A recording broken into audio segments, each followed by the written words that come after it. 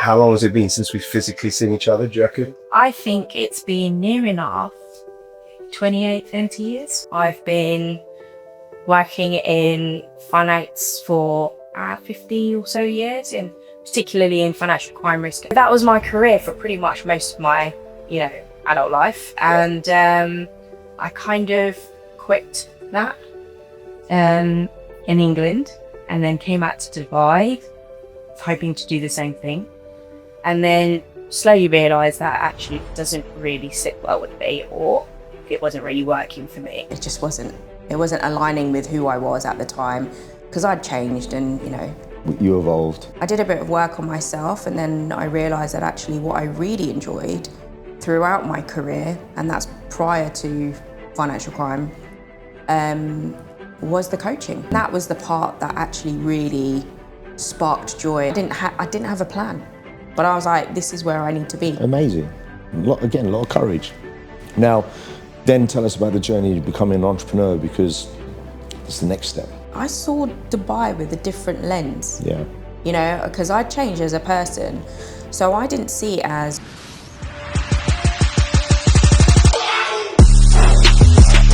Jess, good morning. Good morning. How are you? Really well, thank you. How long has it been since we've physically seen each other, do you reckon? I think it's been near enough 28, 30 years. That's for darts. It's got to be around that much, because if you moved away, what? I don't even know one.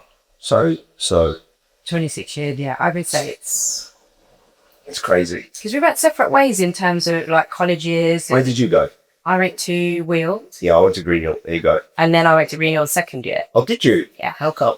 Just because I fancied checking all the colleges out. But Weald would have been a nightmare to get to. It wasn't too bad, actually. Why, did you drive? No. Yeah, I was going to say, but a couple of buses. No, it was one bus. Really? H12. H12. See, I remember all the buses. Isn't that weird?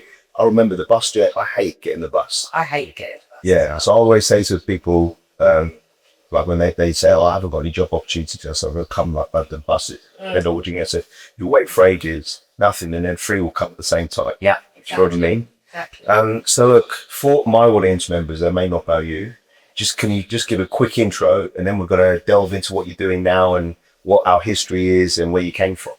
Sure. So I'm Jessica Patel.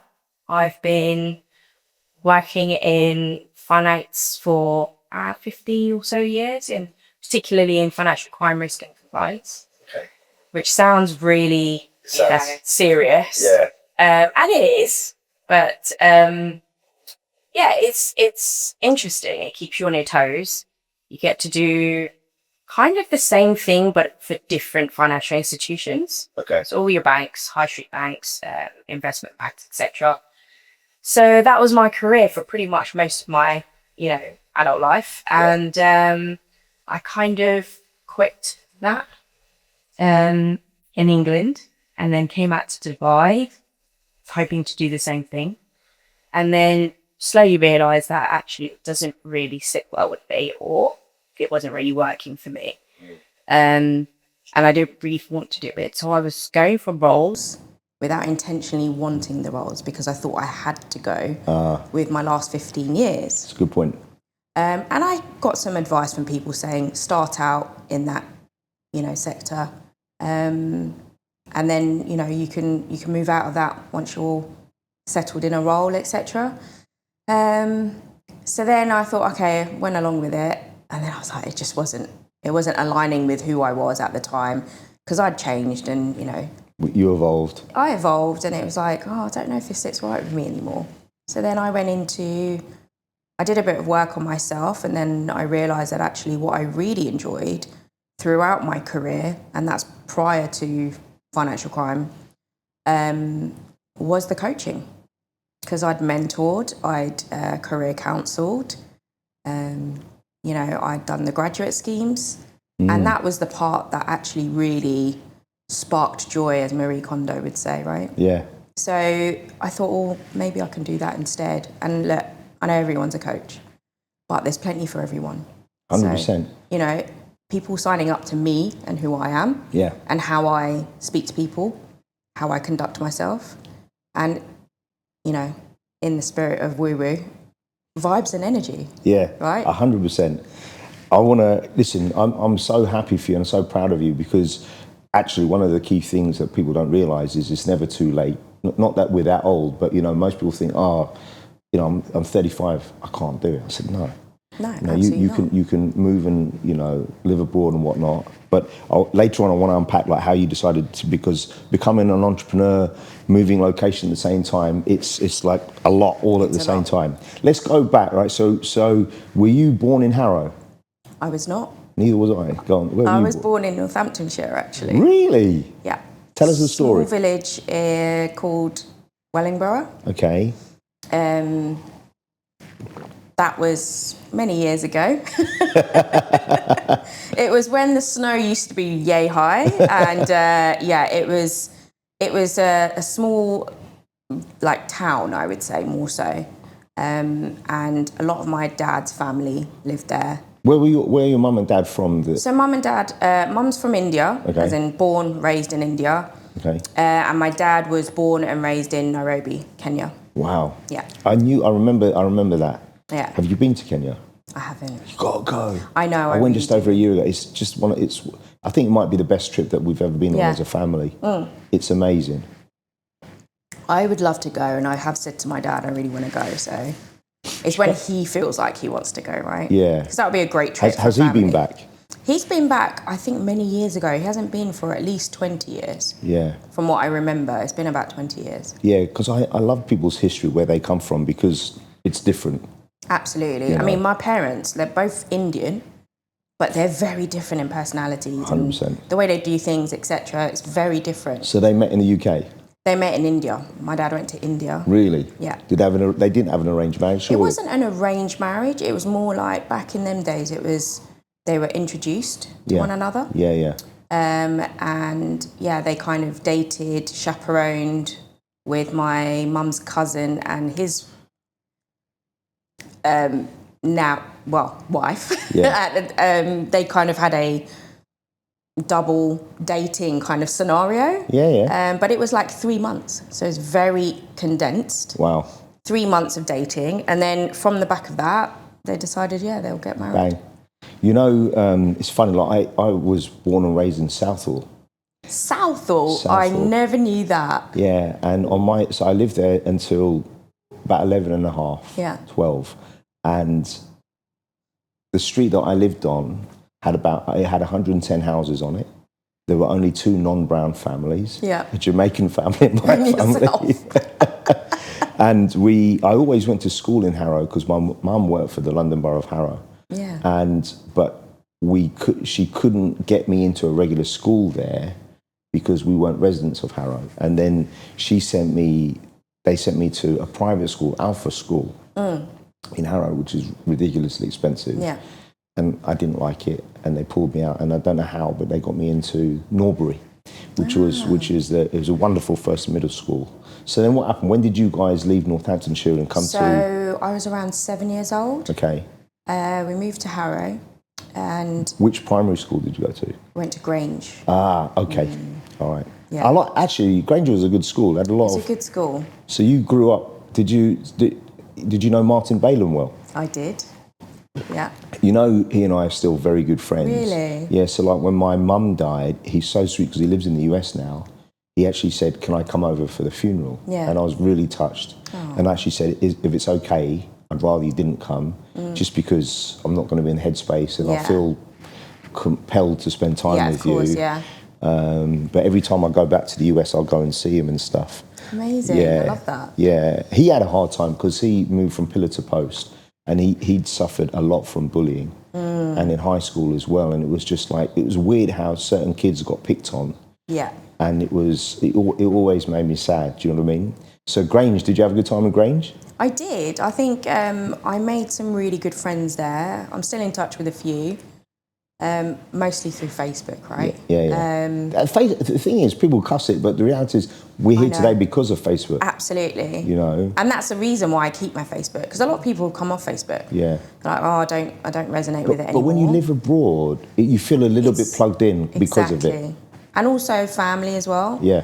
a lot of family are on Facebook. Yeah. So especially the older generation, right? Absolutely. Yeah. So it's really nice. I mean, I don't have my uncles on there, but they don't need to see what I'm up to. But well, you do it. You used to party hard, so did I. But like as we get older, we're a bit more relaxed and exactly clever. So tell me about high school. Which form class were you in? Mr. Barrett's. Were you? Yeah. So who were some of your closest friends in your form class? So I had Mita, Jolapara, now Arjan. Is she still back home? Yeah. She's in London? Yeah. Okay. And she's a very nice girl, I remember her. Yeah, and Anjali Jilka. Yeah. How's she? Yeah. What's she doing? I'm not sure. I haven't seen her in a while, Okay. but as in I know. Oh, okay. I hear from Mita because Mita's Yeah. very close with her. But Yeah. we've seen each other through the years, maybe once in a blue moon. Yeah. But I think she's doing well. And who else do I still chat to? I don't think there's anyone else from my class. Yeah. And then from the year? From the year, I don't know if I even Really? speak to anyone else from the year. It's funny. It's funny because you kind of all grow, like go into different areas Yeah. or whatever it may be. But if you bump into someone, you always, Yeah. you know. Well, I never go back to Harrow, but what's weird is I was telling my 17-year-old daughter the other day that, you know, you have to be invested in your relationships. But I said, when I turned 16, my mum and dad took me and my best friends out, and it was Ian Canaratney, Katura Gordon, and Richard Osborne. And I'm not really in contact with any of them that much. No, really, that's a shame. Yeah, and it just happens. Yeah. You know, and I do think friendship's a two-way street. You have to. Absolutely. You know, like, so Dwayne was over earlier this year. Yeah. And I hadn't seen him for a bit, but to his credit, every time I go back to the UK, he comes out. And I'm just grateful. So whenever the problem is when I go back, which is once every 2 or 3 years, I'll arrange for 30 or 40 people to come out. Mm-hmm. And everyone tries to get me drunk. Yeah. And then you don't really get time with people. Yeah, but that's the problem. You've only got 2 days, 3 days. Do you know what I mean? Yeah. So you know, we were talking off camera, and I said to a lot of people that I know that went to high school actually didn't enjoy it. Some people, some of the girls that I know were bullied. And then it made me sad because I didn't realise that. Because if I'd known that, I would have tried to do something about it. How was your high school experience? I think I kind of stayed under the radar a lot, to be honest. Well, we always knew each I other. was a goody two-shoes at the beginning of high school. Really? Yeah, because I came from Grange. Yeah. Did really good, at, like, you know, really well there because of the friends that I was around. I had a mixture of friends, I'll be honest. Yeah. What do you mean mixture? Kerry Goss was my really good friend in primary school. I went out with Kerry. Did you? Yeah, I shouldn't be saying Who that. didn't you? I went out with it. I worked out. I went out with 14% of the girls in the year. I think you probably did. That's what I remember. She's a lovely girl. She's super lovely. Like Yeah. we might exchange a message on Facebook. Haven't seen her, but yeah, I see she's in touch with a lot of the school friends as well. Yeah. So it's nice to see that actually, because you kind of see everyone's. You feel connected a little bit. You feel connected a little bit because you see everyone's pictures. They're still getting together, and it's nice to see. And then when I went to high school, I obviously made friends with. I used to be friends with Jessica Patel in primary school and Sonia Patel. Yeah. Because they used to live opposite one another. I always call her Red Sonia. Red Sonia. Because of the movie. Well, and she loves that. She came to my wedding. Did she? Yeah. Oh, amazing. Yeah, because she was dating one of my best friends. Okay. And they came to Bali, and then she was in Singapore for coincidentally for my 40th. So she came for my 40th, and then when I was last in Dubai, we had dinner together. That's lovely. I reconnected with her actually in Dubai. Yeah. So I met up with her, and then I went to her leaving drinks. I was like, was it something I said? But she's a real character. She's a go-getter. She is. You know, and they moved to Dubai together, but then she stayed the full course. Yeah. You know, so that's so cool, isn't it? Yeah, really nice. What's your memory of me from high school? Can I say it on camera? You can say it. We can always delete it. You can always delete it. It wasn't that bad actually. I just thought that you were always very friendly. You talk to everyone. That's what I feel. Yeah. Always a really nice guy. That's And nice. you dated a lot of girls. Yeah. That's my reputation. You're always around the girls. Yeah, I was. I don't know why. I just, you know. But Sorry, Mrs. Quinn. she knows that. But you know what's really weird is like people still to this day don't believe it. I'm an introvert, and I am naturally very shy. Right, but never think it. No one thinks it, but I learned to become extroverted in those moments, and maybe because of my job, kind of like you know, you meet so many people. Like yesterday, I think I had 7 or 8 meetings, right? And I was just depleted. So we went out for dinner, and it was just we went to Cheesecake Factory, and we were just chill. We weren't talking. It's the best there, though, yeah, right? we had a good time. It was huge, but I've learned that you've got to be honest with yourself. But I don't know why, I just really loved high school. I got along with so many people, and you know, so I told you I had Kanukai on the podcast last week, so we'll be releasing the next couple of weeks. Amazing. And you know, when I remember thinking, you know, because do you remember me doing a lot of sports in school? Yes. So I always admired him, and I always just thought this guy's a phenomenal athlete. And so he's involved in my business. So he's now heads the mental and performance coaching side of things. Wow. And so he, as you know, like he won 2 gold medals in the Commonwealth Games. He worked for Cirque du Soleil for 15 years. I think it was 10 years as a performer and 5 years as the head coach. And but I just said to him, I'm so glad we're back in contact. Do you know what I mean? Yeah. And I'm also glad, you know, I said this to him, a lot of people aren't happy for other people's successes. Yeah, and I don't know why. That's a reflection of their internal. It is. Well, but growing up in the UK was a bit weird. I'll tell you who I'm still very close to. I'm still very close to Nikki Xenofontes. Nikki X. Do you remember Nikki X? Oh, yeah. So, because we went to primary school together. Yeah. And Dion Wilkes. Oh, yeah. So they went to Phuket for their 40th, and I flew over from Singapore. Oh, lovely. And unfortunately, Nikki's mum just passed away. And Dion's grandma just passed away. But I just love the fact that they'll make the effort. Right? And I'll send them silly voice messages, and always they know to not play it in front of anyone else, because there's going to be some lyrics. Exactly. There's going to be some dirty lyrics, do you know what I mean? So fast forward, so after high school, Weald, what did you study? After Weald, what did I do? I went to Greenhill. So Weald, I did GMVQ Science. Okay. I did GMVQ Business. Yeah, for some reason they convinced me. I went in there with all intentions of doing A-levels. Yeah. Who convinced you? The school? The school. Yeah, it's my mum convinced me. Because it was the primary year of it. They wanted to test it out. That's the thing. But you know, the test subjects. That GMVQ, it limited what we could do. Absolutely. So we couldn't go... No. Yeah. So just to explain to people, it's a general national vocational qualification. And my mum said, Paul, you're struggling academically. Yeah. Go and do this. So it's worth 2 A-levels. And then I did an A-level as well. But then I realised, you know what? I couldn't get into any top flight universities because of it. Right? And no one told us any of that. So mine was different. My mum said, you are going to do A-levels. Okay. She was very much a, discipline throughout. So she said, right, what A-levels are you going to do? So I went in to say I was going to do biology, physics. Jeez. Don't ask me why I thought physics was a great idea. And I think it was psychology was the third one.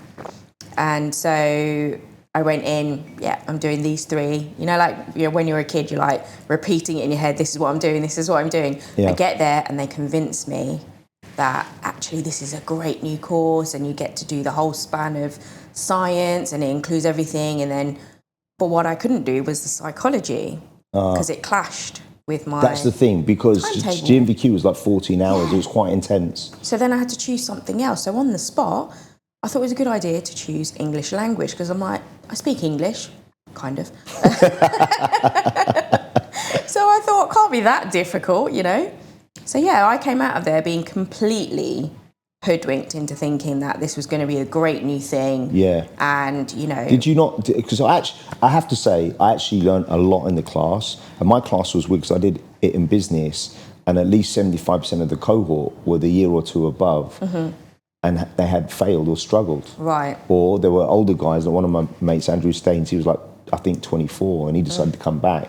So there were some more mature students there, but they'd also struggled academically. Yeah. And I have to say, I learned more in terms of business in 2 years than I did at 3 years of university at Brunel. I think that's the difference, is that it depends on what vocation you're looking at. Yeah. And also the subject. So I think for business it's great. Yeah. Because I think you need that multifaceted look That's true. At business, right? Whereas science, you've got specific, very specific parts of science that I think you absolutely need. So did you just do 1 year at Greenhill? I did 1 year because So you were allowed to swap out? I didn't realise that. So what happened was I passed all of the GNVQ, didn't pass the English because I hated it, to be honest. And then what happened was I was kind of pushed, I would say. I'm going to say it. I was pushed to do something that is from a cultural background, do something as medical, accounting. You should talk about that because that's a real thing, right? And even Gautam, my media producer, his dad asked him to go into something that he didn't want to do. Yeah. And then in the end he switched out. But you kind of get influence, I would say, is probably the better word. Well, you're young, for it. right? And you want get influence, you want to please your parents. Yeah. And you're always taught that your parents know best, right? Yeah. And it's not their fault because they were taught the same thing. So they kind of influence you to say, look, this is better for you. We know best. We're the adults. We know best. So I was kind of pushed and influenced to kind of go with, okay, I did really well in GCSE science, so why not just do it as A-levels and, I can be a medic or whatever. Did I really want to be a medic? Not too sure I would. I wanted to do something a lot more creative, I would say. So by the way, for those that don't know, Greenhill College was right next to Central Harrow tube station. It's a great location. Its nickname was Brownhill College because 90% of the students were brown. Yeah. That was... I love college. I really... I fell in love with a lot of my friends there, became great mates with people. But that's crazy. You probably don't know this. So when I was 17, my mum, we fell on hard times because my dad had a stroke, and he couldn't work for a long time. And she came up to my bedroom one night. I was doing my coursework, GNVQ coursework, and she said, "Honey, you might have to drop out of college. You've got to get a job." Oh, wow. But on Monday. And the thing is, it's got to pay you at the end of the week. Whatever you do, you've got to get paid. We might not be able to make the mortgage payment. And up until then, I knew money was tight, but didn't think it was that bad. It was that bad, right? And then, do you remember, you will remember this, next to High Street, next to South Harrow Tube Station, there was a high street employment agency. Yes. Do you remember it? Yes. And they just had all these posters up. I can't even remember what it was called. Springboard. It's so funny, isn't it? We were doing a walk down memory lane, and I went in there and I said, 6:30 in the morning, because I knew they opened early. I said, "Do you have any jobs that are starting today that I could get paid at the end of this week, please?" And they said, we've got a job as a toilet cleaner. And I said, "I'll take it, please." And they started laughing. And I said, "Why are you laughing?" They said, "Well, no one says please for being a toilet cleaner." Yeah, of course. And I said, I need the money. Yeah. And so I worked for 3 months as a toilet cleaner in Hammersmith Hospital, and then King Edward VII Hospital, which was the Queen's hospital. And one day after 3 months, I was handing in my timesheet and I was punching my card. And just put into context, I was working full-time and studying full-time. Wow. And I did that for the rest of college and uni. And then the phones were ringing. And then I picked up the phone and said, "Good morning, HMS Service. Hey, how can I help you?" And the manager of the office, Richard Gordon, the black guy, goes, "What the hell are you doing?" I said, "I'm answering the fucking telephone, you idiot. What does it look like?" You know what I'm like with my lyrics. Yeah. And he said, "You speak English?" I said, "Yeah, probably better than you do." And he was amused because I said it, I was being cheeky, but he said, "Well, what's your story?" And to be fair to him, all the toilet cleaners were foreign refugees. Right. And I told him my story and he said, "Look, do you want to come and work in the office with me?" I said, "Doing what?" He said, "Recruitment." I said, "What's recruitment?" And 31 years later, I'm still doing it. And I said, "Look, as long as it gets me out of the latrine, And then I did every different type of job. So I was doing wine waitering in the evening. I became a civil service waiter. I learned to become a bad sous chef. I got my heavy goods vehicle driving license, so I was driving on Saturday and Sundays because I got paid double and triple time. And a lot of people don't know that. So actually, when we went to, by the time I got into uni, I got this gig with a company called the Institute of Electrical Engineers. Right.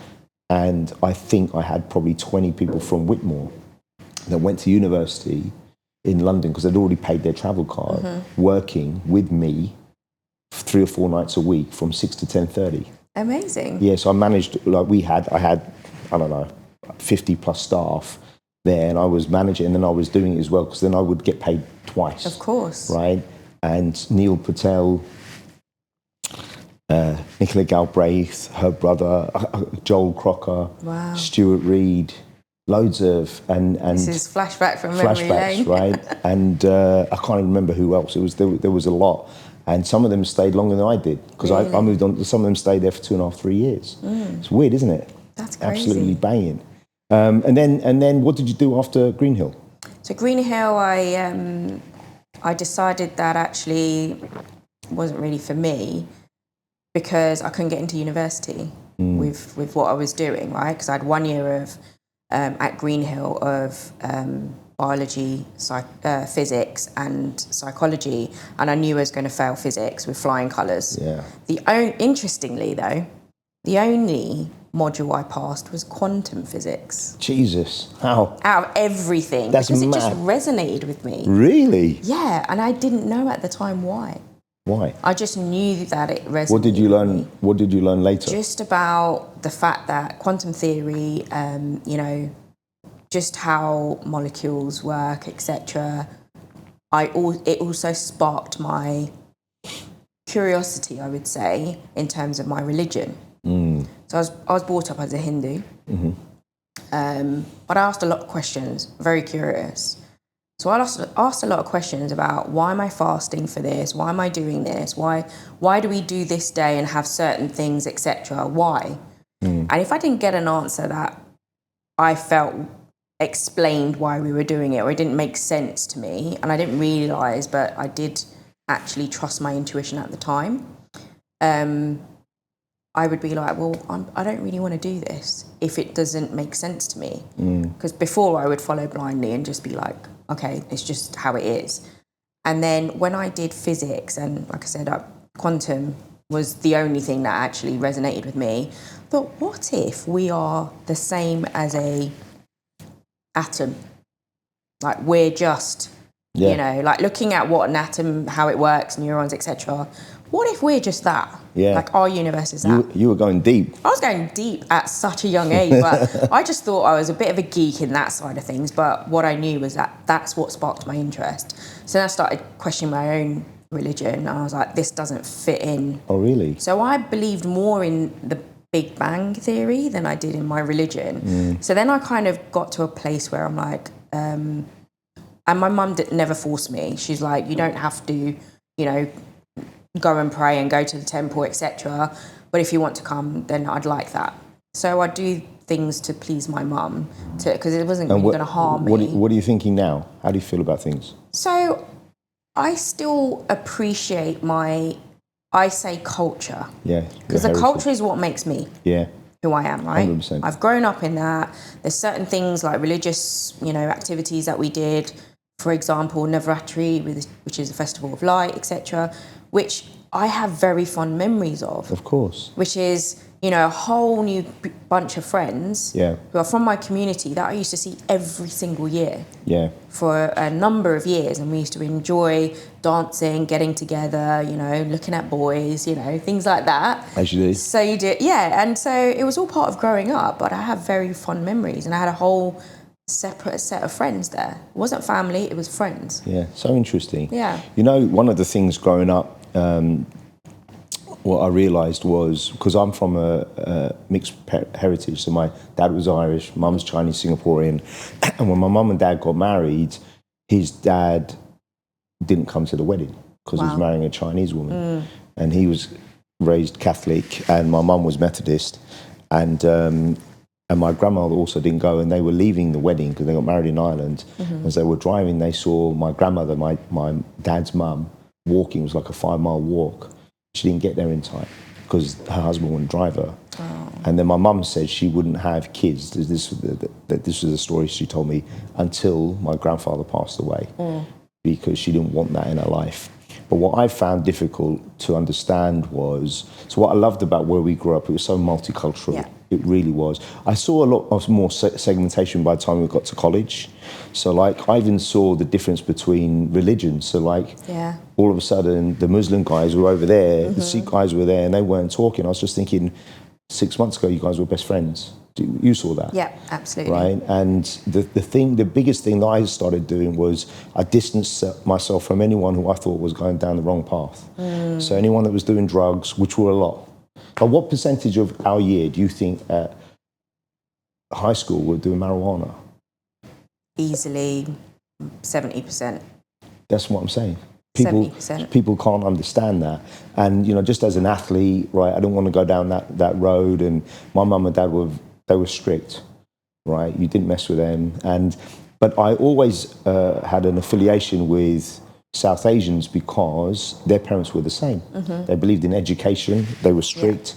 And then it's funny, but I've always, all my friends say, oh, you've always liked Indian girls. But I said, I didn't actually have much of a choice. Because you were surrounded by them. You know what I mean? Where you grew up. Yeah, but one or two of the Indian girls I did go out with, their older brothers came to see me. Right. And they tried to threaten me. And wow. and it was quite, it was, at the time, it wasn't nice, but I found it a little bit amusing. But what I realized is that most of our parents' generation, they left their home countries and they kept that heritage, and they didn't realize that India's now changed. Yes. Right. So if you think about it, when we were in our teens, if you were going out with a non-brown person or non-Hindu or not from the same caste, it was a big no-no. Massively. Right. And then fast forward all these years later, you're now seeing that change. Yeah. Right. Is it changing now a little bit more? Oh yeah. It is, right? Yeah. Yeah. There's so many. I mean, we used to joke, if you're going to break out of the mold, at least make it worth it. That's basically what we used to joke amongst ourselves. Really? That's what parents used to say to us. That the meaning behind it is that someone's got to be extra special for you to break out of the mold that you've been brought up in. Like, stick to your own kind, etc. But at the time, a lot of people rebel because they didn't really understand, and they weren't probably explained very well why our parents used to tell us that. Yeah. And predominantly it was because, A, generational, that's a generational thought process, and B, was they thought it would be easier in life because you have a common understanding, you've gone through common traumas, there's a trauma bonding there. You've come to England and you've had to go through the same struggles as a, ethnic person. Yeah. So if you go out of that, you're going to struggle until and unless the other cultural, person that you've got in your life that you want to be with has gone through the same struggles. Yeah. But ultimately it was always frowned upon. You know what I find interesting, because my wife Tara, so she's half Bengali, quarter Indian, and the other quarter's mixed, like Caucasian. But her family, her mum and dad were divorced, but they 100% embraced me. That's amazing. Yeah, and her dad was born in India, he was Anglo-Indian, but he was president of the Eurasian Association. And when I moved to Singapore, I never really heard the term Eurasian, right? But it basically means people that are mixed between Asian and whatever else, typically Europeans. And I'll tell you a lovely story. So we'd been dating for a few months, and she was in Hong Kong with her mates on a trip or something like that. And he calls me up on a Friday night and goes, Paul, what are you doing? I said, I'm just having a couple of drinks. He said, I'll come out for a few drinks with me. So he ended up taking me to 3 of his friends' houses. And it's kind of like showing me off and introducing me to everyone, like I'm a new puppy or something. and I didn't know where it was going. He said, we'll go by your place, we'll pick up a bag. Why don't you spend the weekend with me? I'll cook you breakfast in the morning. And I thought, wow. And as we were walking into his front door, he put his arm over my shoulder and he goes, Paul, you're like the son I never had, but I always wanted. Aww. And he was a real rogue when it came to ladies. Right. He was a bit naughty. And on our 1-year anniversary, he said to me, he wrote a letter, like a love letter to us. And he just said, look, I think you guys are going to last and go all the way. And, he said, Paul, you even taught me, an old dog, a few new tricks about how to treat a woman and this, that and the other. And he gave me a hard time as well, in that first year, as dads do. They have to. It's a rite of passage. Yeah. Exactly. But then maybe a few months later, he died very suddenly. He was 62. Oh. So when we got married in Bali, we put a plate for him at the end of the table. That's lovely. And I read that letter to everyone. Most people were crying because it was so meaningful. Yeah. Do you know what I mean? But when I look back at it, I can tell you unequivocally, and Tara's mum as well, that they embraced me, because if they didn't, it would have been very difficult. Absolutely, it would have been because so difficult. you marry the family. 100%. You do, right? Yeah. You know, so like for me, it's super important that whoever I'm with would be accepted by my mum. Yeah. And that's really hard because my mum's tough. Is it? Yeah, she was always like, it's got to be Patel, it's got to be from the same community for so many years. But I think Patel was the most common name in our high school. I mean, she said, look, there's like, I'm like, yeah, but have you seen the Patel, you know, in my community? But I used to always kind of feel a little bit restricted. Yeah. And I thought, well, I can try. That's all I can say. How does it work with the community? Because there were so many people like Neil Patel, Hinal Patel, right? Did you guys know each other growing up? Or it's not? Not really, no. Because everyone's from... So the community works like... For the Patels, you have different parts of India that have different types of Patels as well. Okay. So it's very complicated. So you can imagine as I was growing up, I was like, I don't get it. Yeah. Why are we different to that Patel? Yeah. You know? But then my mum would try and explain it as well as she could, right? But essentially, it's like, originally what would have happened is that there would have been the original family, like forefathers, they would have given their lands to different sons. Okay. Right? And then those sons would obviously have their own families, and then, you know, they would grow their village from that, and then it would end up being a split of a number of little villages.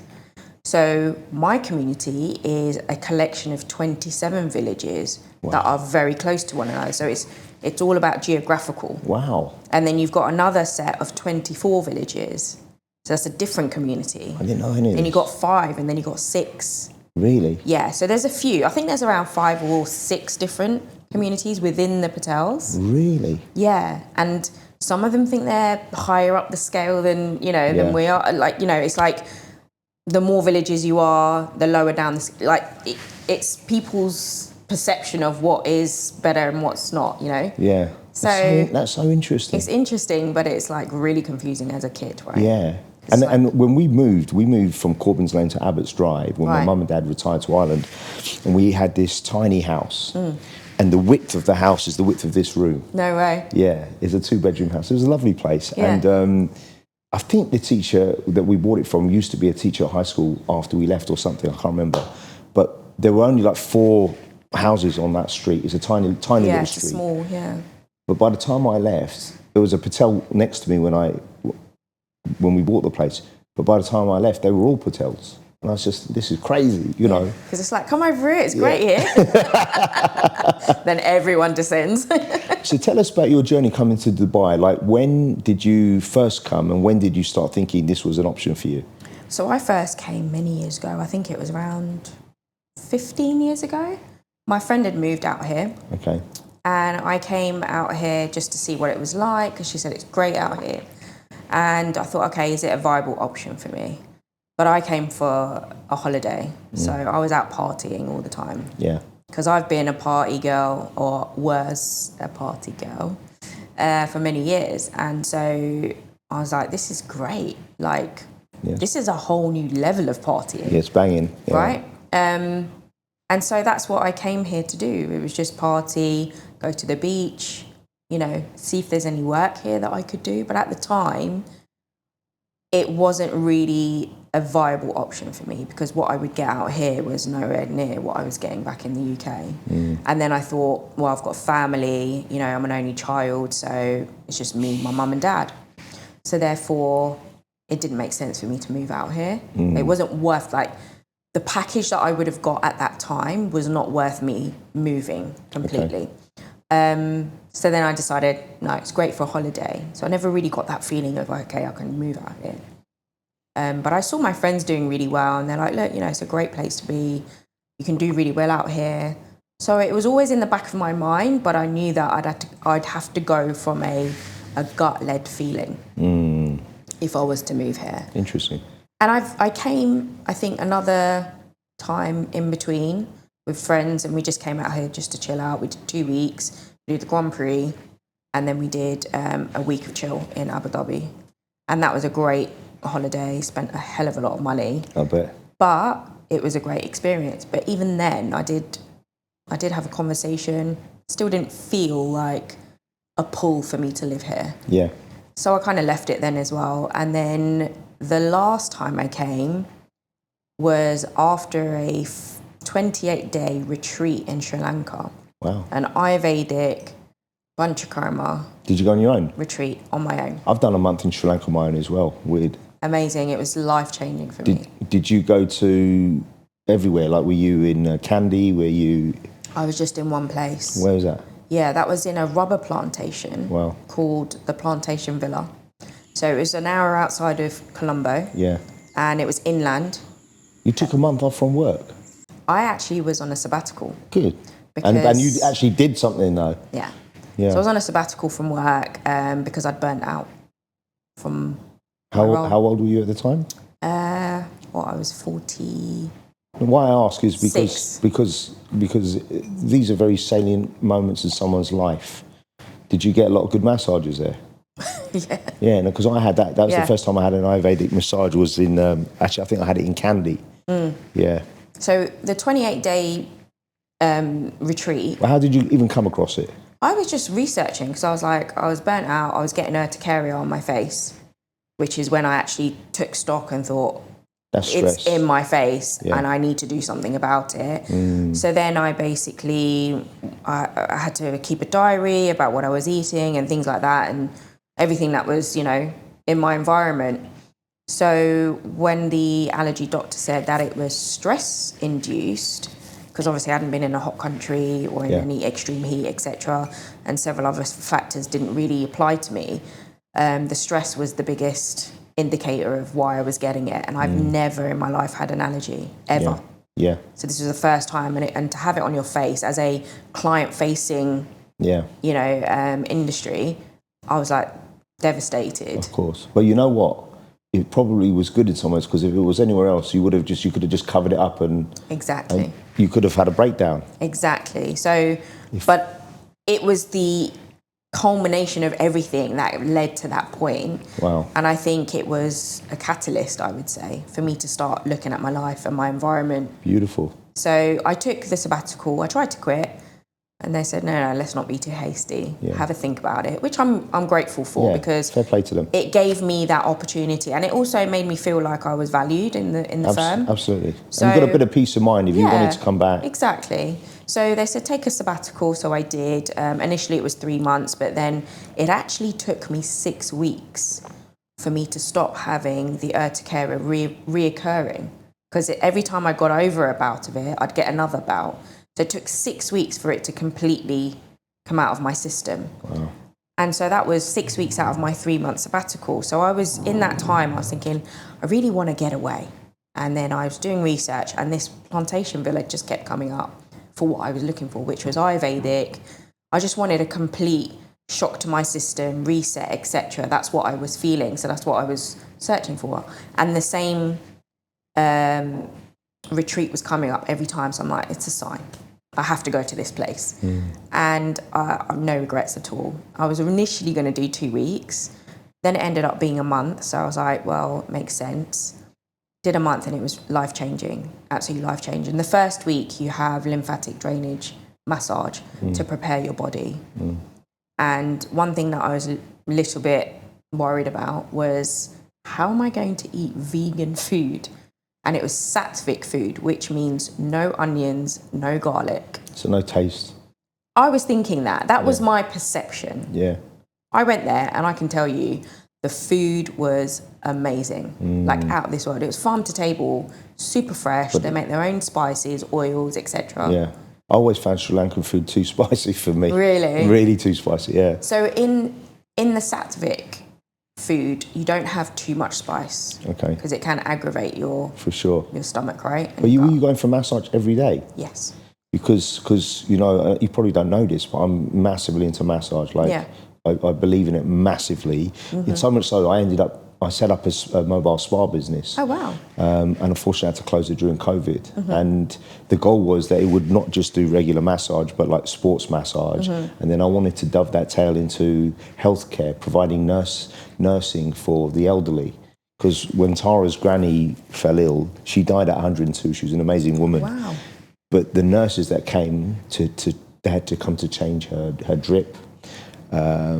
She was fully immobile, so she was in a hospital bed and she got bed sores. Yeah. But the nurses would change every week. And she was, she had dementia, Alzheimer's kicking in. And then, so if you don't know the person each time, it adds to the stress. Of course. So I thought, you know what, I'm going to make this a business. I'm just going to pay the nurses better, look after them. Yeah. And hopefully they'll stay on the payroll long term. Yeah. But then COVID happened and it changed everything. And the reason why, because like when I was a sportsman, unequivocally, massage was part of my health routine, but I couldn't really afford it. So now I consider it part of my health routine, but I consider it a gift. Yeah, it's self-care. It's self-care. Absolutely self-care. Exactly. So and I was also very much of, oh no, that's an indulgence. Yeah. I always thought having a massage was an indulgence. Yeah. And I never really did it consistently. It would always be, oh, there's this, really great place and somebody would recommend it. I'd go once and then I wouldn't. So the culmination of the urticaria, etc., was me not doing self-care very well. It was always about everything else and everyone else. I never really did self-care and it was never really a big part of my life. Beautiful. I'm so glad you're sharing this part of your journey because it's big. So in week 2, what did that look like? So week 2 was the Panchakarma, which is your 5 elements of detoxification. Okay. And the first one is taking a super, super strong laxative. Yeah. And when I tell you this laxative is like scared. Nothing else I've ever had before. How much weight did you lose? 30 minutes it took. Oh, Jesus. And you were straight away. But it's a process, right? So I was like, oh my God. Yeah. But it's a process and they talk you through it. Yeah. And the week before, the lymphatic drainage was your prep. Yeah. You're prepping your body.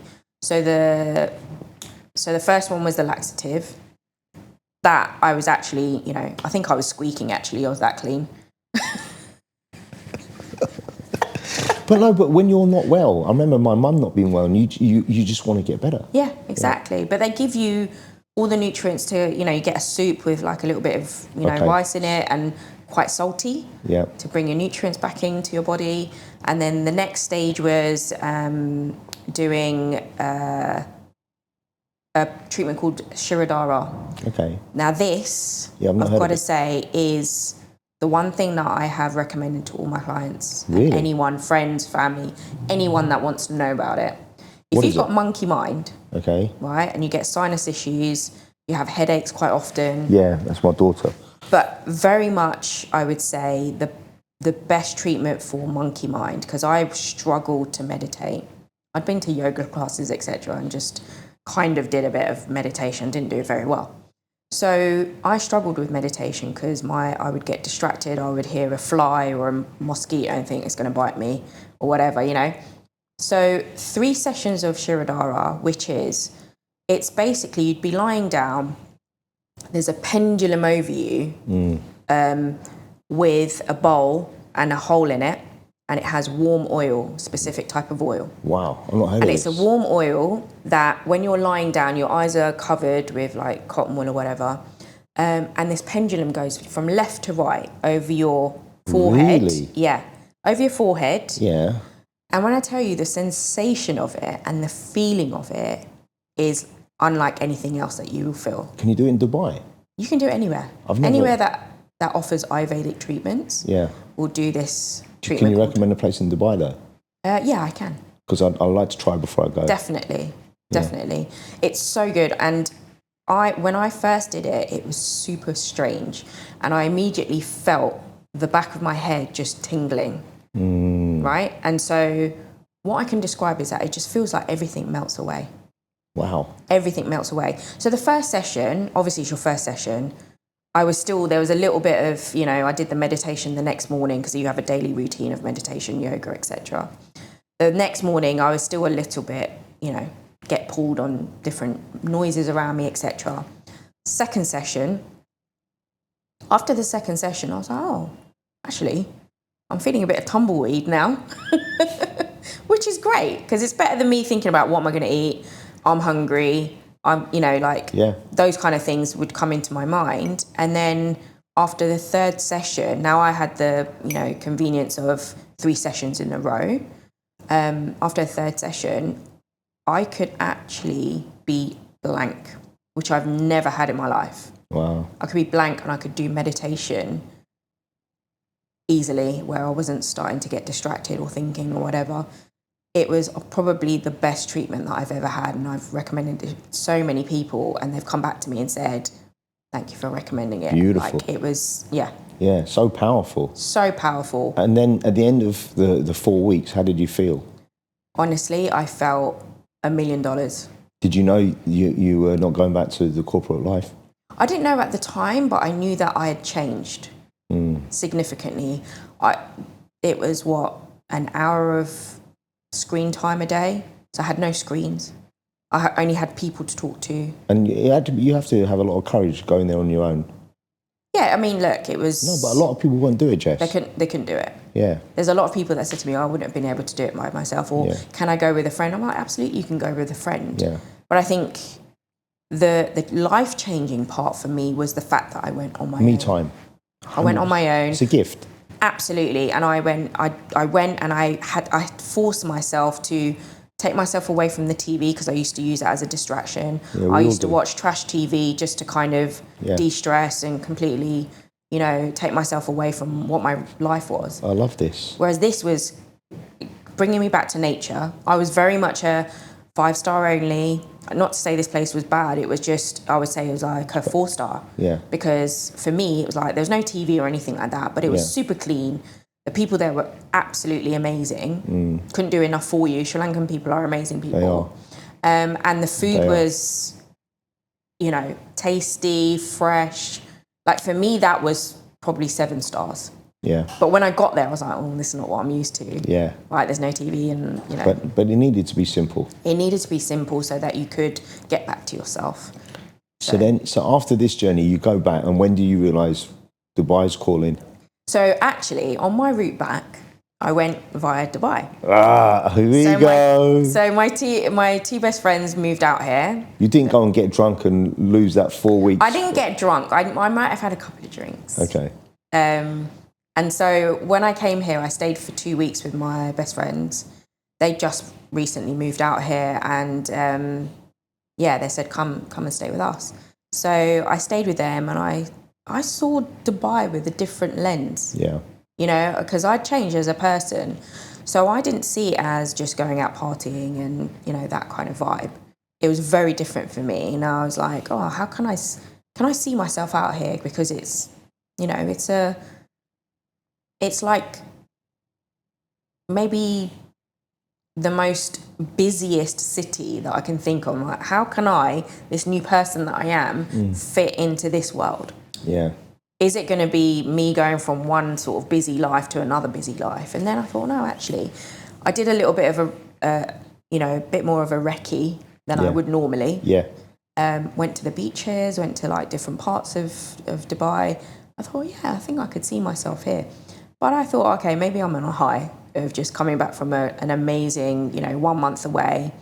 So I went back to England, had a summer in London, and I had to make up my mind. So I had 1 month left on the sabbatical. And I had to let them know whether I was coming back or extending or, not going back. So then I made the decision after I spoke to my accountant to say, if I quit my job, how long am I good for? How long do I have before I have to struggle, And he Is your accountant in Harrow? He's in UK. He's UK based. Yeah. Or he was UK based. He's now moved out here, actually. Has he? Yeah. But he still works with his UK clients. Yeah, of course. Yeah, and he's a great guy, and he's been very honest with a lot of the stuff that I've gone through. So I would count him as a friend almost, right? So very trustworthy, I would say. And I said to him, I was like, real talk, how long can I be out here and just kind of find myself, as it were? They said, you're good for about at least 18 months to 2 years. And I'm like, that's even better. Well done. So then I was like, right, I've got that behind my back, I've got that as a backup. And then obviously the next thing was to speak to my parents to say, look, do you support my decision? And they're like, absolutely. Beautiful. Because they obviously saw So important. It's so important that you have the support from your nearest and dearest. Yeah. So that really helped as well. Quit my job and then, quit my job so July was the last, end of July I think it was, or mid-July. And then I started to research what am I going to do, and luckily my best friends again said, look, come and stay with us to get yourself started. So I stayed with them for a month and just figured out where I'm going to move to, where I'm going to live. So then what I did was I kind of hoboed around, like went to different areas to kind of figure out. Yeah. Is this for you? Yeah, because I thought I don't want to commit to a place that I don't really know. But I thought, let me just do 3 months here first. Yeah. You know, because you get a 90-day visa, right? Yeah. So I thought, let me do 3 months and just do a proper recce, because I could just be on a high from my trip. But what's funny is that you were questioning yourself on that. Like, you know, like I've been the opposite. It's like, I'm going. Let's go. Yeah.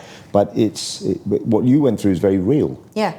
Because I also had I had a property in the UK. Yeah. So I had a flat in Bow. I thought, what am I going to do with that? And then, you know what was funny? Bow's now a trendy area, but like when we grew up, it was a shithole. Yeah. And they've gentrified that area big time. Exactly. My aunt's from Forest Gate. Oh gosh. And so check this out. So Tara, my wife, went to LSE. I met her in Singapore, but her idea of central London, or London, is central London. Yeah. And she, at some point, said, let's move back to the UK. And I said, I just need you to know, before we get married, I'm never going back to the UK. Right. I've said this, in 2001, I knew I was never going back. It's not like I don't love the UK, but I'm not in love with the UK. Yeah. You know, the UK in summer is great. Mm-hmm. And I've not lived there since 2001. I barely go back, right? Because my mum and dad retired to Ireland. And I said, but if you want to know what London really is like, we're going to stay with my aunt in Forest Gate. And then my son Did you pre-warn her of what it was going to be like? I said, yeah, it's a bit rough and ready. Yeah, rough. So Caden was about 6 or 7 months old, and she said, oh, we need to go to the doctors, do something. I said, all right, you go down, it's just down there. And she didn't know, but I followed them. She thought she was on her own. Mm-hmm. And she came back and she goes, is this really what London's like? I said, it's part of London. Mm. But the reality is, unless you're phenomenally wealthy, we're not going to be living in central London. Yeah.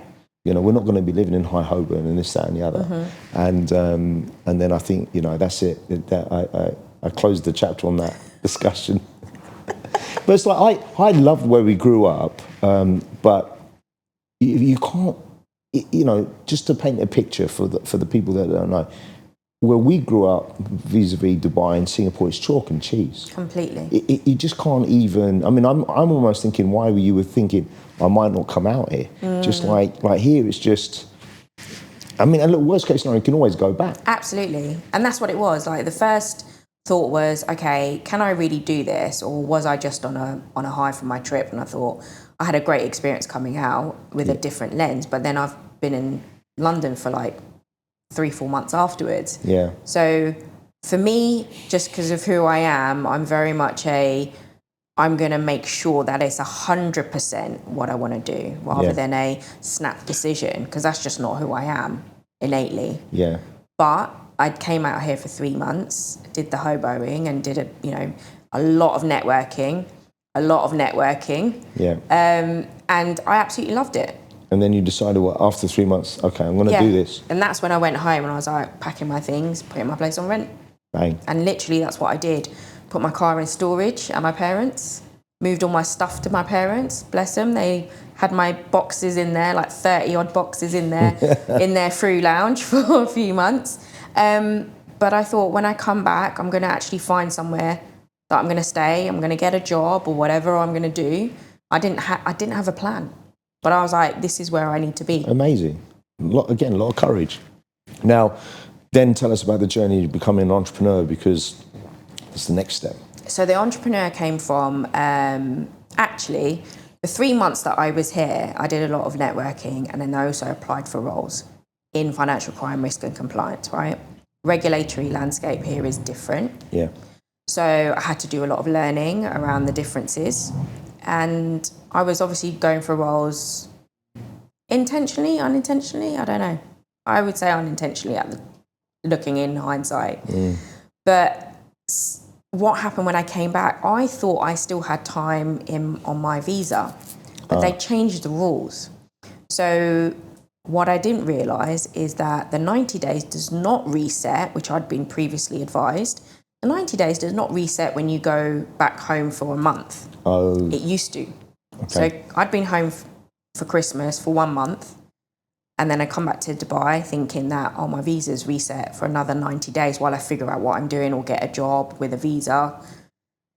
Anyway, I thought, let me just check my file, because you can check it online, right? Check my file, and it said I was 5 days overstayed. Oh no.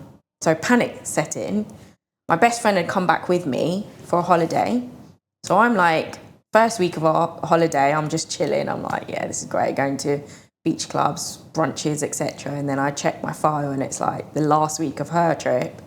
I'm stressing about my visa. I'm thinking, shit, I'm going to get, deported or something, or put in jail. Because you just don't know. Yeah. And then my friend's like, relax, it's fine, just go and speak to them, etc. And then, long story short, the easiest way for me to get a visa, because I knew I wasn't going to go back and I knew I wasn't going to be a tourist anymore, was basically set up your own company. So I thought, well, I'm going to be a consultant either way in financial crime, because I was still under that illusion that that's what I'm going to do. Yeah. So then it was almost forced that I had to get a visa very quick. I got a company to do the company formation. Okay. So essentially like a contractor back in the UK. Yeah. Through a limited company, A lot but of here it's people have done that LLC. here. Yeah. So I went down that journey, set up my company, and my services were management consulting and project management services, which is aligned to what I already was doing. And then that's basically what I started out trying to do. Nothing really came of it. But then, because of my journey of thinking, well, actually, I really prefer doing coaching, so how about I start that as a side hustle? That was the pretense of it. Okay. So I thought, let me start doing that. And then a lot more people were interested. When people ask me what I'm doing, I'll say, I'm just, doing financial crime, a consultant there. And then I was like, but I'm also doing coaching. And everyone said to me, your face lights up when you talk about coaching. Isn't that funny? Yeah. Right? When you're talking about, the consulting side of things, the management consulting, project management, they're like, it's kind of just an elevator pitch that you're just kind of, You're not passionate. No, the passion wasn't there. So that kind of gave me an indicator that actually maybe I should pursue this more. So then the side hustle became the main hustle, essentially. So I'm like, why am I forcing because that was forced. Yeah. And it was going against what I was actually feeling. But we're institutionalized. Absolutely. We go to school, we go into the corporate world. This is it. And even, one of my closest friends here, I said to him, because I've run my own company for 20 years, and he's doing his own thing kind of like you are. And I just said, but do you still feel a bit guilty? Like we were out on the boat in the morning, and he goes, yes, it's just a weird thing. It's like, because we're doing our own thing, but you still feel guilty. Yeah. And it's from childhood. It's a strange feeling. It's weird, isn't it? I absolutely felt the guilt. Yeah. And then I was like, because I've told everyone I'm coming out here doing what I was doing before. Yeah. And, I was so adamant that's what I was going to do. Yeah. And then I was like, I can't possibly change what I'm doing, because that's what I was conditioned to feel from society and, our upbringing and influence. But then I slowly thought, well, actually, maybe I should do a course. Did you have friends that were living the same kind of life here, as in doing something different? Yes. Because what I always say is, you should never take advice from someone you wouldn't trade places with. Absolutely. And you shouldn't take advice from someone who hasn't been there and done it and tried it before. Because, like my biggest thing was, like, my mum and my wife they're my heroes, I realised now, because my dad didn't talk a lot, but he was an adventurer. My mum wasn't. And my wife, I'm getting my mum and wife, my wife's very conservative. And I actually don't ask her too much about when I'm about to do something. When I set up the podcast, because I know she'll innately, like my mum, say, are you sure? Yeah. And I don't, I will do what I want to do anyway. Yeah. As long as it doesn't hurt the family. Absolutely. Right. Yeah. But I've never allowed other people's negativity or conservatism work against me. I remember, like, when I wanted to move to Singapore, I met a man who's my uncle through marriage, and he was the dean of the business school. And I said, like, how do you think I can come out to Singapore? I was 21. And he goes, go and work for a management consultancy, do this, do that. And he's saying it's going to be a 10 to 15 year track. And next year I was out. And then one time, eventually, many years later, I was married with 2 kids. I invited the family over, and he said, how come you didn't look us up? And I said, because you didn't believe in me. Oh. And I said, I knew what I was capable of. And don't get me wrong, yeah, you're absolutely right, but you're a professor. What do you know about money, commerce, selling, even though you ran the business school? And he's a really nice guy. Yeah. I said, sell something to me. I said, you can't, you know, and the thing is, it's like, don't get me wrong, you came from the right place, but I've never accepted no from someone that can't help me make it a yes. Yeah. Do you know what I mean? Exactly. And it's really weird, because when I look back at school, this sounds terrible, but from a very young age, from about 11 or 12, I could tell who was going to do well in life. Really? I was not wrong. I could tell these guys are going down this path, you know, be it they were doing drugs or they were getting into trouble. And listen, I was always wild myself, but there are different types of wild, and like how you can get away with things and you can't get away with things, and I always, the thing for me was, because I had to provide for the family from a very young age, I had to be disciplined. Do you know what I mean? Yeah. And then that was the key thing. So I don't know. And what I've realised with the podcast, what's really interesting is I've met so many different types of people. And what I love is when someone makes a switch in their career, you know, and it takes a lot of courage. So tell us what the business is all about now. So it's coaching? It's coaching. I'm still doing coaching. It's around transformational coaching. It's essentially about changing people's mindset. Because it's coming from an embodied, lived-in experience, right? It's helping people with self-limiting beliefs, because I had them and I had to overcome them. I've also had to work with people that have had those self-limiting beliefs, help them get over that. Yeah. And, you know, just helping people to like find their purpose, because they feel the guilt. You know, I had to do it on myself. Yeah. You know, I've changed directions now probably a bit, like 2.5 times. Yeah. Right? So for me, it's like I don't feel genuine when I speak to people unless I've gone through it myself, or helped someone, or been around somebody that's gone through that and I've seen the change. Yeah. Because everything I feel needs to be from a lived-in, embodied experience. Yeah. To actually be credible and, you know, genuine and authentic, right? So yeah, I'm still doing the coaching, but I've also added on more recently something else that actually I'm quite passionate about in more recent times. What is it? Which is the non-toxic living. Okay, good. So we talked about that off camera. Yeah. Yeah. So it's very much something that's close to my heart. So obviously off the back of the urticaria that I got, I started to delve into, you know, everything in my life that I could see could be toxic. Yeah. That's not just my environment, work environment, home environment, everywhere, friends, everything. Yeah. Because I'm like, if this is a sign from my body, like, you know, the whistleblower, as it were, my urticaria was the whistleblower. Yeah. Like, you need to really take a long, hard look at your life and what you're doing. Obviously, I'd been out here and I'd been drinking for 30 years, I would say. Yeah. Been drinking, partying. Now, that's not to say you can't drink or party. Yeah. But it's just the fact that I had a very bad relationship with alcohol. Yeah. And I didn't realise that. I thought I was just having fun and having a great time. And I was the fun as well. Yeah. In the sense that people would invite me to things, etc. But what was I doing? I was being the entertainment. Yeah. You know, that wasn't doing me any favours. So then I had a long, hard look at myself. But the change was when, with regards to the drinking, was in the February last year. I went to a party and I hadn't eaten properly, so I hadn't lined my stomach. Because remember back in the day, we'd line our stomachs with whatever, chips or bread or whatever, right? I hadn't had enough of that. I had like salad or whatever in the day. I was at an event. Then I had to rush home and get ready to go to this other place.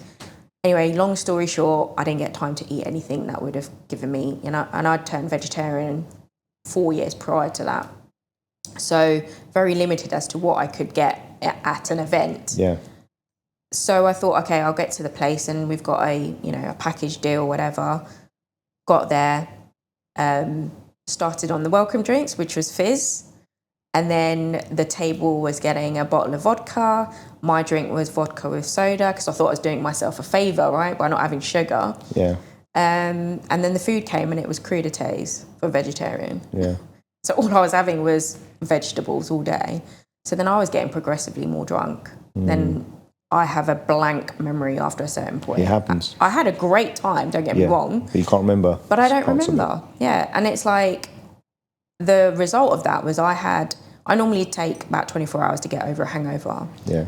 It took me out for a week. Yeah. And I 100% know that it was alcohol poisoning. 100%. Without anyone telling me anything, right? Yeah. And I felt awful. I felt foggy. I felt the pits. Probably depressed as well, I would say. Yeah, it happens. And I was in Dubai. Yeah. And I was, in the sun. Why would I be depressed? So I was basically walking around like a functional empty space. Like a zombie, right? Yeah. Yeah. So then that kind of made me feel like, okay, I need to go back to what I'd learned, the year before. Yeah. And kind of relook at that. So that's my sort of turning point in thinking, okay, maybe I need to look into this a bit more. Good for you. So stop drinking for like a year now. How do you feel? I feel amazing. Yeah. I have so much more clarity. Yeah. I can focus on things. And so when I was thinking, okay, what's my purpose? Is it still the same? Because I always check in with myself. It's evolved. It's evolved because I've evolved as a person. So then a friend of mine said, well, have you thought about doing content? And now this person's very Gen Z. And I'm like, that's such a Gen Z thing to do. And I'm like, I don't know if I'm ready to put myself out there like that. I don't know if it's really me. I don't know if it aligns with who I am. And they're like, yeah, you don't have to put your face on there or whatever. Just, educate. I'm like, yeah, you have a point, but it sparked something in me. And I thought, if I don't want to do content like that, what else can I do? And then I kind of did a bit of research and looked at different opportunities that I could look at, sort of experiment with or look into or maybe invest in, loads of different avenues. And then now I've decided that actually I'm going to start a brand which helps people to live a more toxin-free life. Yeah. So that's I love from that. Everything, in terms of life, because I've done it myself. Yeah. I've started It's to wear so important. cotton, natural fibres, even my mattress is natural fibres. Because you don't realise, I've tried to avoid poisonous people. And because you walk away and you just feel like you feel dirty. it, yeah. Like literally, there are one or two people that I know that will message me, and I don't want to block them, but I don't save their number. I delete the message. I'm not joking. I can feel the negativity and the poison coming through. And I've got this no dickhead policy in my business, but it's not easy because there are a few of them. And one of the gifts that I gave myself a long time ago was, to be fair, people are rarely rude to me, but when they have been, I call them out on it. And the reality is that it tends to be on the phone. Yeah. And I say, let me come and meet you. And when I meet them, everything changes because I look at them like, I could break your legs. You know it, I know it. Maybe we should have a different type of conversation. And then it changes. But I always say to my guys, if you actually hear me on the phone, right, because I've worked for years to become a world-class salesperson, it's always just happiness. It's charming, and being charming, engaging, humorous, sincere. And I think in order to connect with people, you need to share some of your soul, what you've been through. And that's probably why you're a great coach, right? Because you've been through these different reincarnations of yourself. Exactly. Look how far we've come. It's mad, isn't it? It's mad. But the other funny thing is, when I look back at high school, and I was talking to Dwayne about this when he came over to my house, we were talking about different people and what they struggled with. And, I always feel that I was very confident. And I don't know, I think my mum and dad gave me that. And I don't know if it was by design, it was maybe, we went, you know, I was the son of a builder, so I was always physically doing things. I don't know what it was, but I'm just always grateful. I'm so grateful because I could still be stuck cleaning toilets. Yeah. I could still be on a building site, you know. And the other thing I don't like is when people forget where they came from. Yeah. Right? And that humility's gone. I think being humble is so important. And you do see it a lot. You see it a lot more out here as well. Yeah, I'm sure. Because everything's, you know, it's accentuated. Everything is... Everything. Yeah. So it's all about... But I would say it is changing. There's a lot more people out here who are in the wellness space that I've been, you know, I've been around recently because of where I'm trying to, you know, do the side hustle to bring it out and, you know, like do that. I've been exposed to a lot more wellness people out here, and they are trying to, you know, change people's perspective because people are getting burnt out here as well. Of course they are. You know, so it's like they know that you know, it's difficult because it's almost like your responsibility, like it was mine in my old role when I got burnt out. It's your responsibility to take care of yourself. Yeah. You know, for the self-care, and the company's never going to do that for you. No. Because the company is obviously doing what they need to do for their own best interest, right? But you have to do what you need to do for your own best interest. And you know what? It's not even if you want to do it. If you want to survive, I think, right, you've got to nurture your soul, your body. You've got to rest. You have to. Because I talk about energy management all the time because I'm always on the go, right? And I'm like full on. People say, well, how do you get time to work out? So you have to make the time. Yeah. And I said, don't get me wrong. There are days that I want to die and lie down in bed and do nothing.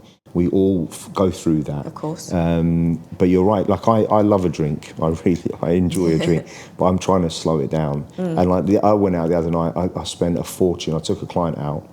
He wanted to pay. He's turning 60 in a couple of weeks, and he's my oldest client. It cost me over $2,000 US. Wow. And afterwards, I was like, shit. You know, said, ChatGPT is so funny. I put the receipt in, and I said, I actually voice message. I said, please itemize everything. This was the restaurant. Did I get stiff? Let me know what it was, because I thought maybe, because I don't want to look everything. Yeah, of course. And they said, no, this is a $750 bottle of wine. Most of the restaurants have a 2 to 3 times markup. You happen to choose 2 of the more expensive cigars, and then you got 4 Negronis, and they were overpriced, right? So that's the only thing. Yeah. And I was so hoping that I got stiffed, and so they go back. Yeah, go back and say, look, this is wrong. Yeah. And I just thought, no, man, this is like. But the thing here is you can go and have something for like 10 dirhams as well. Exactly. So I wanted to, like I said to Galton, let's go to a hole in the wall. I wanted to go to like a Pakistani hole in the wall and eat some, you know, real food. Yeah. But I think Dubai's got a bit of everything. It's got everything. You know. And that's a misconception. Everyone's like here saying, oh, it's super expensive and it's not real, etc. I was like, no, I think it's what you make of it. It's who you are as a person. Because I know every different version of me that's come here has had a different experience. So it's who you're coming here as. But also, you know, what I like about Dubai is it's very strategic. It's forward moving. You know, it's forward thinking. And so England has its place. It's got steeped in history. Yeah. And I love it for that. Yeah. And it's great in the summer because everyone's in a great mood. Yes. You know? So if I can help it, I'll go there every summer. Yeah. You know? So for me, I feel like if you really want to be around people that are, you know, driven, thriving. Yeah. Because my advice to people is always have in your friend circle or people around you who are one step ahead of you. Yeah. At the same level as you and one step behind you, right? I love it. Because you need that in your circle because you can learn so much from somebody that's one step behind you. There will always be an exchange of value. Yeah. I know when I was working with my graduates, I would say they taught me a hell of a lot more than what I gave them. Yeah. I gave them old school stuff. Yeah, they came at a new angle. Yeah, but they came at me with work smarter, not harder. Because I was the one that was, you know, burning the candle. Yeah. You know, I was the one that was like, I have to do this. But no, I enabled that behaviour. Right? Yeah, 100%. So if I can't even blame my old company. because I enabled that. I allowed them to, take more hours from me. Well, if you really think about how mindset and understanding of mindset has changed since we 20 years ago, it's completely different. It is. And I look at my son, like I'm 5'6.5" short. He's 6'1", and that knowledge came from, well, my wife's quite tall, but sleep, nutrition. Because I was never allowed to lie in. My dad would take the bed covers off me at 6 o'clock in the morning. I'd be freezing. He'd leave them halfway down the stairs, so you had to get up. Yeah. So everything is different. I'm so happy for you, and without sounding condescending, I'm proud of you. Thank you. And I always remember you always, because we live so close to each other, we'd see each other walking to and from school and stuff. You always carried yourself with so much grace and dignity. Thank you. That's nice to hear. Well, what you did, because there were, look, we it's difficult because everyone's finding themselves in high school, right? And you could tell certain people were trying to fit in, and probably there were different sides of them. If they were in this crowd, they would be like this. If they're in this crowd, they were this. And I don't know, I always felt that people were struggling to find themselves. I don't know why, I always felt I knew who I was. Yeah, I think that definitely came across. You always came across as very confident. Yeah. You knew who you were.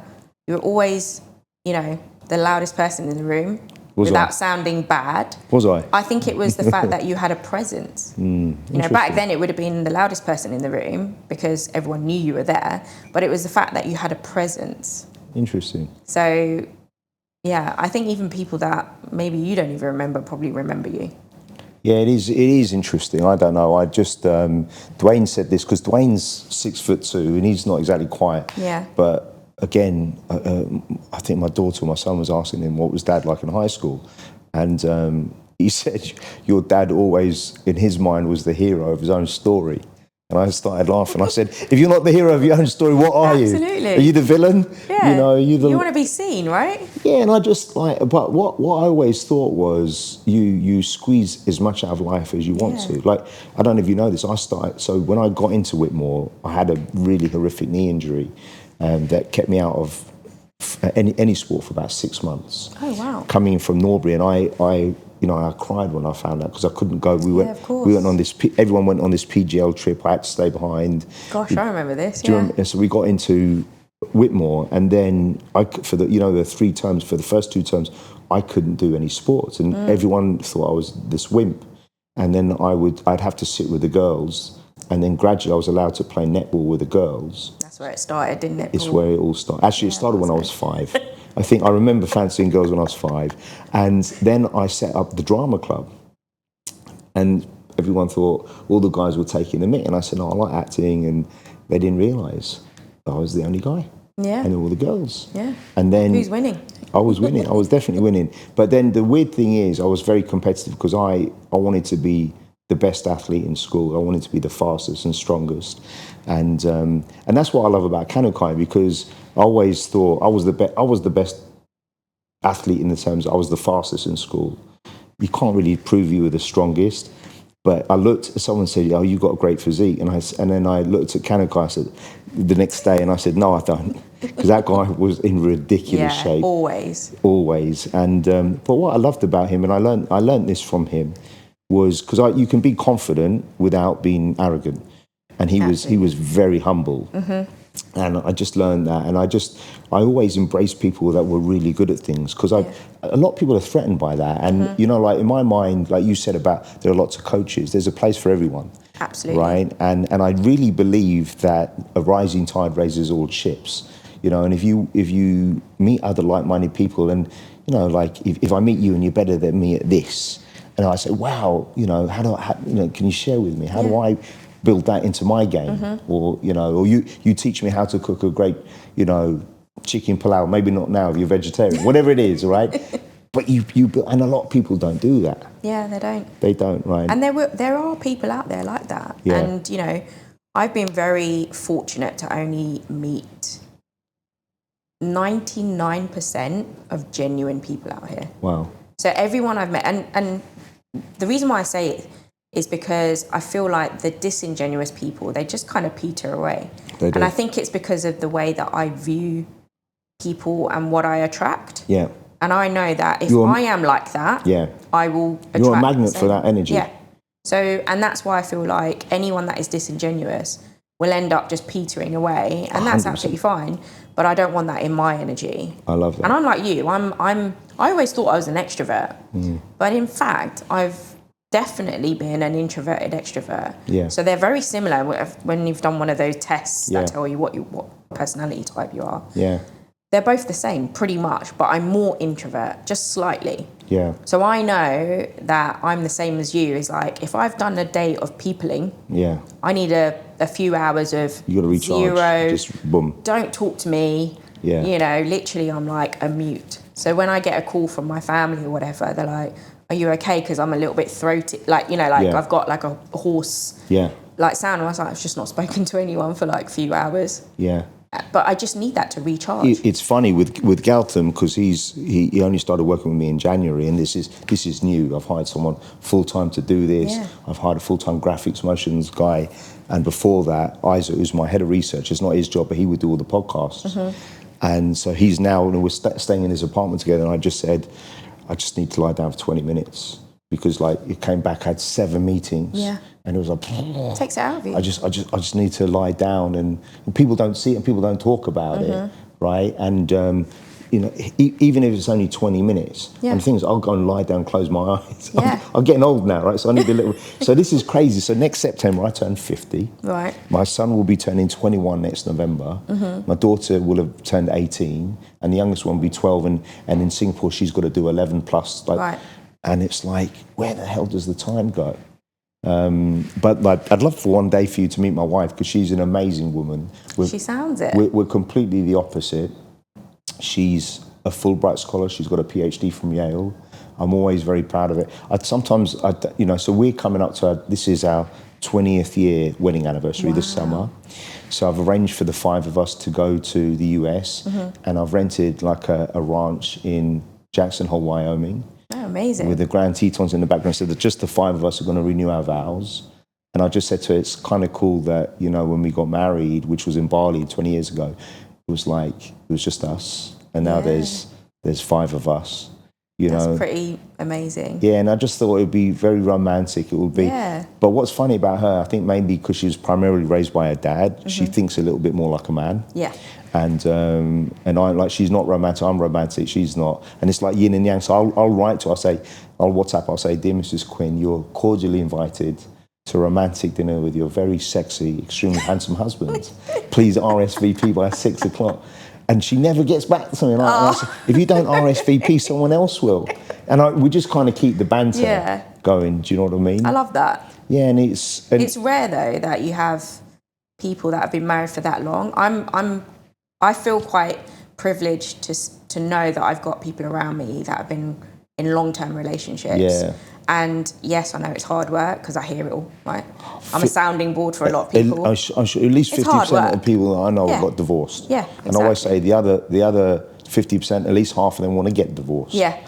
You know, and you've got the small percentage who actually see the work that goes into it as something that is just part of life. It's just 2 different personalities, 2 different influences, generational, you know, everything that's been influenced by your life, getting together, but you're actually, like you say, yin and yang, but you need that. You need polarity. You need that. And I think what's funny with her is I mean, we are the opposite in so many ways. Yeah. And like she cringes a lot of like, why you post that thing, you working out again, you know, why you doing that?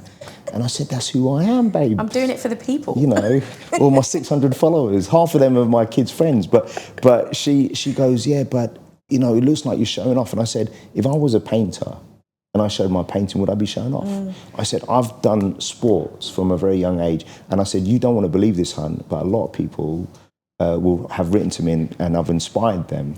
And, you know, like during COVID, I helped 10 women. I'm really proud of this. 10 women, some of them family members, they didn't know this. They privately wrote to me and said, could you help me with my weight loss? Yeah. And I said, I'm not an expert. I don't, you know, I know about it, but, and they couldn't afford to do it. And because they trusted me. And I said, well, if you want to do this, you're going to have to weigh yourself. You're going to have to share your weight with me and I'll create a plan for you. And then I remember, again, they didn't know each other. Mm-hmm. 2 of them did, but I didn't let them know. Yeah. And I helped 10 women in 4 weeks lose 231 pounds. Wow. And I measured it, and I just thought, this is amazing. And I said, look, the only thing is it's got to be sustainable. And I've got a love-hate relationship with food. Right. So for me, it's not alcohol, it's food. I want to eat crisps and chocolates and everything in between. And if I'm depressed, I go and smash some food. Yeah. Right? It is what it is. You know, it is what it is. But I just said it's got to be sustainable. Mm-hmm. Then my mum goes to me, because she's Chinese, she goes, why are you doing this? You're not making any money from it. I said, it's not about the money. Because I've always been like, I want to help people. And in my career, I've always come, you know, of course I want to make money, but I've always come to the conclusion, if you do good things, the money will come. Yeah. You know, I believe in karma. Yeah. I believe in karma. Yeah. And I don't do things, so my ex-business partner, Kush, who's Muslim, he used to say to me, you should give that beggar some money. And I said, why? And he said, it could be an angel in disguise. Yeah. They could be assessing you. And I said, mate, you've already failed the test. He goes, what do you mean? I said, you're doing it for the wrong reasons. You're doing it for something in return. Yes. So you should be helping that brother out because he needs some help. Yeah.